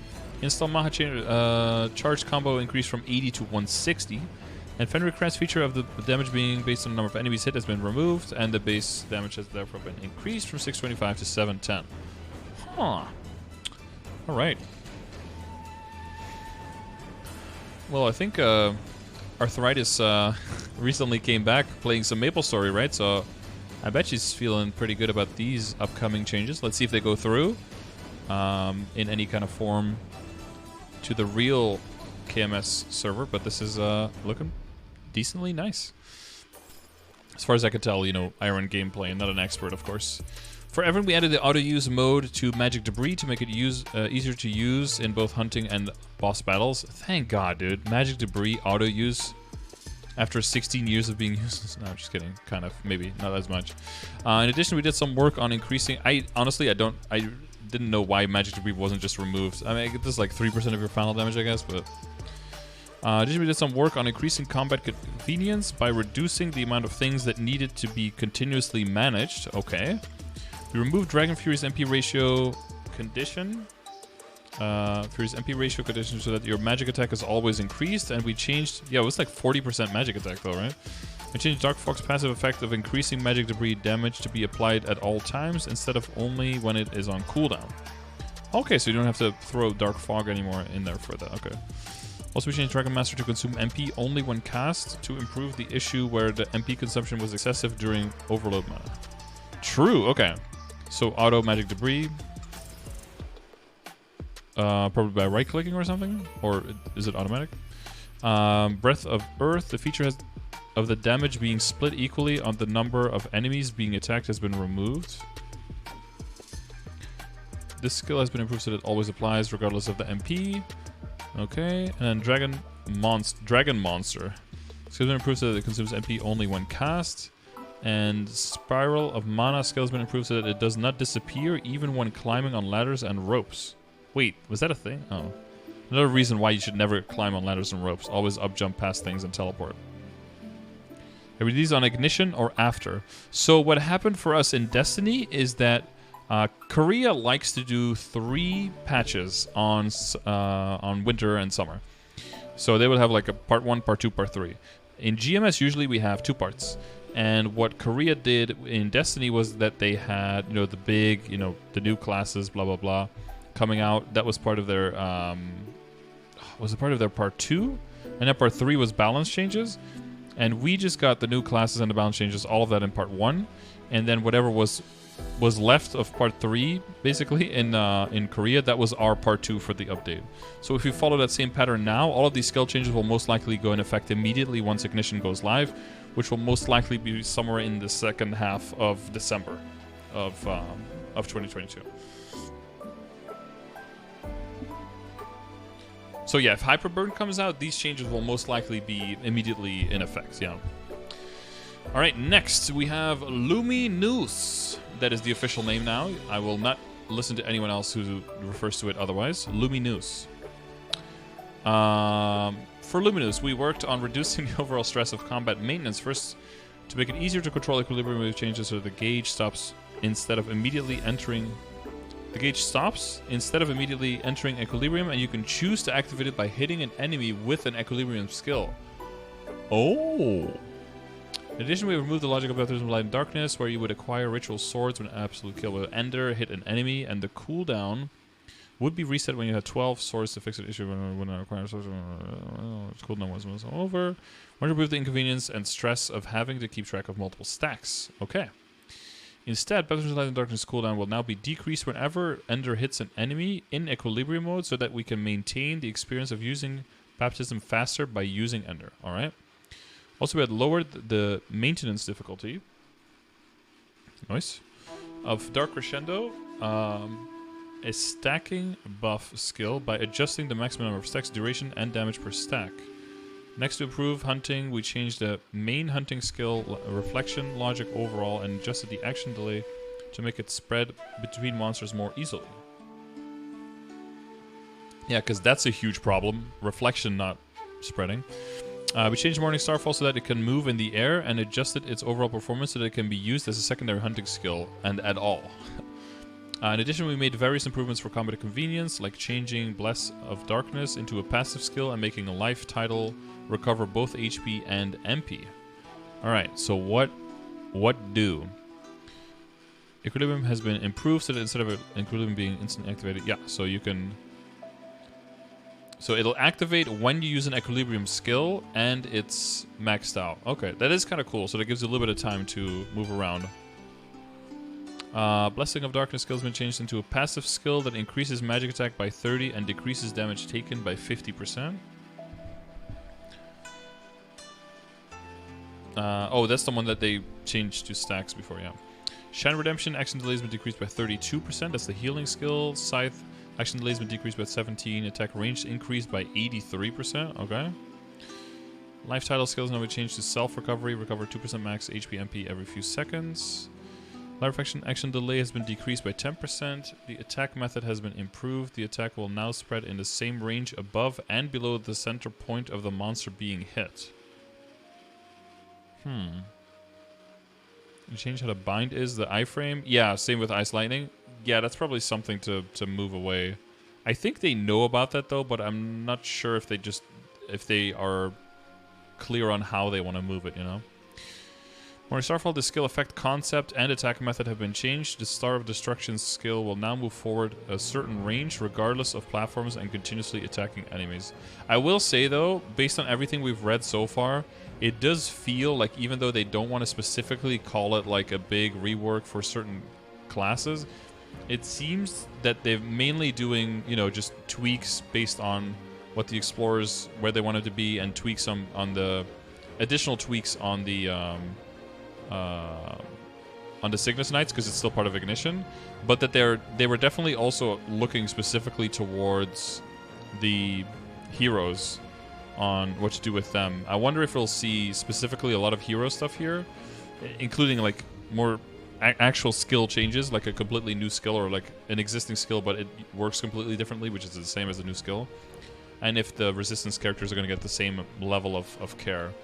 Hopefully they do, because they didn't do any full overhaul, so they can give everyone the same level of attention, hopefully. Ender skill action delay decreased by about 4%. Maximum number of stacks on Dark Crescendo has been decreased from 10 to 5, and duration... Oh no, that was the Dark Crescendo one. Oh, yeah. That was the one with stacks. Duration increased from 20 to 30. The damage per stack has been increased from 4 to 8. Yeah, okay. Yeah, Iron Will and Hyperbody. I saw that Korea wants some changes on that. Hopefully that goes through soon. Maybe it goes through the KMS version, you know, as compared to the TESPIA version here. Baptism of Light and Darkness. This skill has been improved so that the cooldown is decreased by 3 seconds when an Equilibrium skill hits an enemy. The feature of the cooldown being instantly reset when you obtain 12 ritual swords has been removed. The following skills description have been changed to be more accurate. All of them. Okay.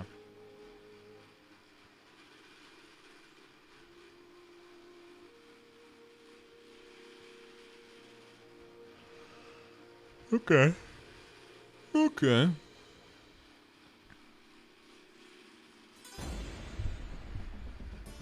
Okay.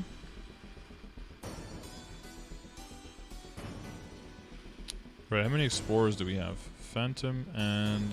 Oh, 3 more. Heroes, I mean. Okay, because this is entirely way longer than I thought it was going to be.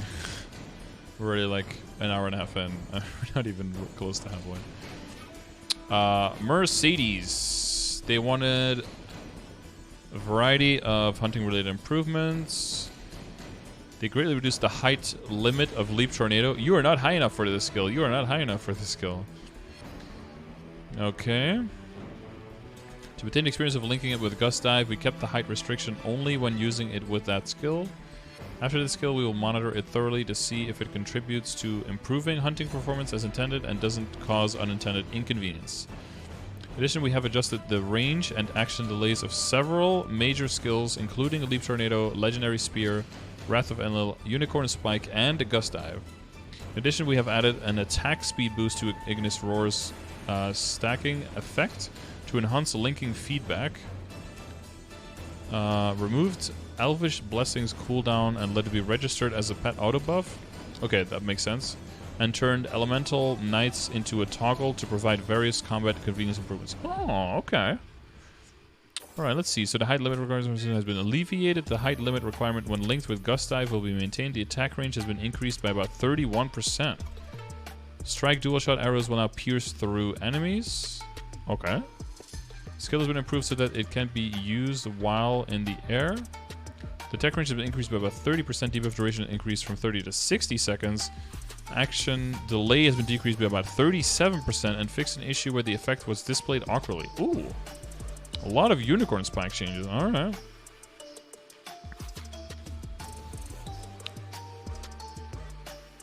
Pathfinder already bottom of the pile class. Well, remember, these are changes done to Pathfinder after they did like a lot more buffing to Pathfinder that we are still like 10 minutes away of doing. Gust dive action blade has been decreased by about 12%. Attack range has been increased by about 154%. Okay. Toggle elemental knights. Ignis roar. The skill will now increase attack speed by 1 stage.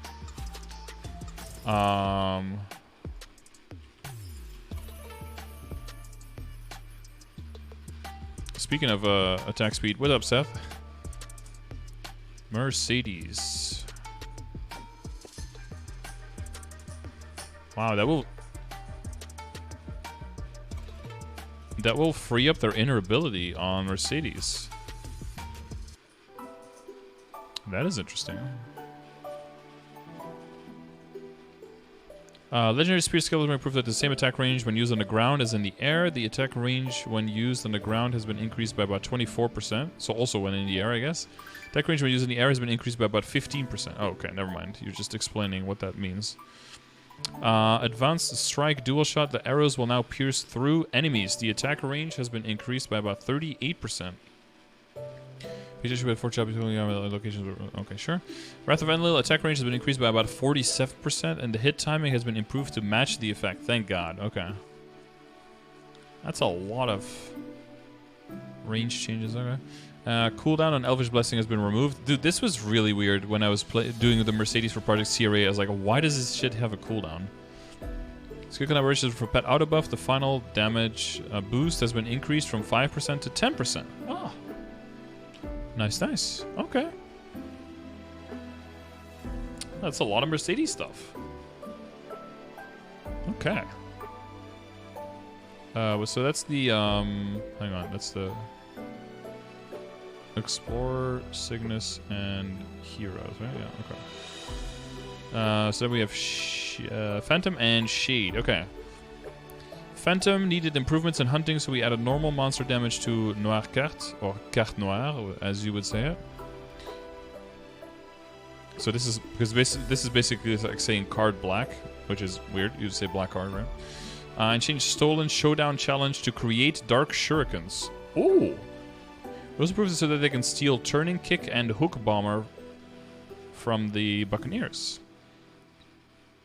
In addition, we have the Tempest of Cards Keydown time and added a feature to Joker to ignore stun status effects during the keydown to improve handling stability. Let's see. Steal skill has been improved so that Stolen Showdown Challenge now creates Dark Shurikens. This skill has been improved so that you can steal Turning Kick and Hook Bomber. This skill now deals 150% increased damage when attacking normal monsters. Damn, these like, oh, we need help from mobbing. 100% extra. Like in the beginning, it was like skills would do like 30% extra damage to monsters, right? To normal monsters. And now it's like 100, 150. But this basically means that they want those skills to be able to kill when you go into Cernium, Burning Cernium, Hotel Arcus without needing to be so ridiculously overfunded that by that point it doesn't really even matter anymore that whether they can kill or not. Is it enough for people to give Mercedes another chance? Maybe. I think the main problem for Mercedes is just that it stays a combo class, which a lot of people just don't like inherently. And because people play it as one of their first characters, it's always going to be at its weakest when you play it. So it's always going to leave a bad impression, I think, with those two things alone. Keydown duration for Tempest has been decreased from 10 seconds to 5 seconds, and the damage increased from 200 to 400. Alright. Joker, the skill has been improved to ignore stun status effects during the keydown. That's pretty useful. The Red Cross's buff's name has been changed to the Priest buff. Oh yeah, the Red Cross. They couldn't. You can't use the pictures of a Red Cross, but you also can't use the name Red Cross. I guess someone found like, why are we still calling it Red Cross? The Priest buff's icon has been changed, and no longer being a Red Cross, I guess. Okay. So at least a little bit of love going to Phantoms. Hopefully you guys love that. And then Shade, the last. Oh, new class actually? Shade? I never heard of this class before. Oh, Yunwol. Oh yeah. For Yunwol, we prioritize improving the issue where their hunting performance was not consistent since the main hunting skills were divided into several hits. So overall, we condensed the number of attack hits and added the normal monster damage effect to Bomb Punch. A lot of normal monster damage in this update. Also make it easier to maintain Spirit Bond maximum while hunting, we have changed the liver drop rate to be applied per monster. In addition, we adjusted Spirit Gate and Smashing Chain Punch's cooldowns and durations to increase, to create synergy with Shade's other skills. We confirmed that Shade's combat performance was excessively high because of the structural numerical improvements we made during the first half of the year, and we also expect it to be even better with the cycle of adjustments, so we inevitably have to nerf some of the skills numerically. Aww. Rip Shades. Mega Punch into a single-use skill, Flash Fist single-use skill, Ground Pound, change the single-use skill, fixing issue by the character. Okay, sure. Michael Mastery 5% final damage boost has been removed. Aww. Rip. Shock Punch that could be used up to 2 hits. Into a skill that can be used up to 2 hits. Up to 2 times, probably, right? The first hit's damage has been increased from 250 to 310, and the second hit's damage has been increased from 260 to 330. The first and second hit's number of hits has been increased from 2 to 3, and the first hit's attack range has been decreased by about 13%, and the second hit's attack range has been increased by 20%. Okay, but that's just early mobbing, I'm guessing, right? You don't really use that skill later on. Bomb Punch, that's the one we care about. This skill has been changed into a skill that can be used up to 3 hits. First hit's damage has been increased from 300 to 320, 310 to 320, and all of the hits have been increased from 3 to 4 lines. The first hit's attack range has been increased by about 22%, and third hit's action delay has been decreased by about 50%. Skill now deals 30% increased damage when attacking normal monsters. Ah, there it is, 30%. Like a normal human being skill. Skills improves that the liver drop rate is applied per monster on Spirit Bond maximum. I don't know what that means, as if the drop rate wasn't already applied per monster? Are they saying that every single monster is going to drop one now, or... That's a weird translation to me. Spirit Focus, the final damage boost to Spirit Frenzy when cast by Shade has been decreased from 750% to 550%. Ooh. Fixing the problem with Spirit Focus activated Ground Pound's effect sometimes did not match the actual attack direction. Fixing the problem with sometimes Spirit Focus with Shockwave Punch, Shockwave evaporated. Spirit Gate damage has been decreased from 600 to 450, and the duration has been decreased from 40 to 30 seconds, but the cooldown has been decreased from 90 to 60 seconds. Huh. Critical rate boost per debuff has been increased from 8 to 16%. Critical rate boost per debuff? Oh, fuck. I thought there was a critical damage buff per debuff. Oh, did I completely misread that skill? The critical damage boost per... Oh, never mind. There it is. Has been increased from 1 to 2%. Oh, nice. And the maximum number of debuff stacks has been decreased from 10 to 5. Okay. So it's easier to get those numbers now with lower amount of debuffs, so you don't have to worry too much about applying everything. But on the 60-second, okay. Smashing Chain Punch, continuous attacks damage has been decreased from 800% to 500. Final attacks damage has been decreased from 1900 to 1250. But the cooldown also decreased from 90 seconds to 60 seconds. Okay.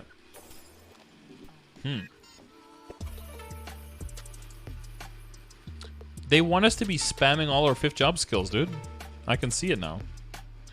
They want us to spam it all the time. Huh.